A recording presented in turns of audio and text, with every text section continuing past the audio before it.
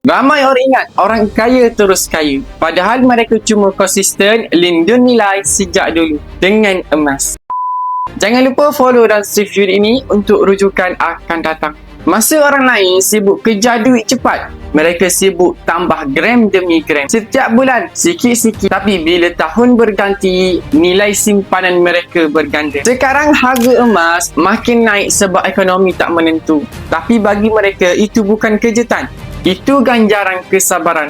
Mereka tahu duit boleh jatuh nilainya, tapi emas kekal bernilai sepanjang zaman. Orang kaya tak tunggu stabil baru nak bertindak. Mereka bertindak dulu untuk kekal stabil. Sebab tu masa orang lain risau, mereka tersenyum. Mentor saya selalu pesan, nak kaya dengan tenang, jangan kejar cepat, kejar konsisten. Mula simpan emas hari ini. Okey, baik tuan-tuan yang mana berminat untuk simpan emas di Public Gold, boleh sahaja klik link di bio saya. Saya akan bantu anda sebaik mungkin. Ingat, perkongsian santai, tapi sampai jumpa anda di next video.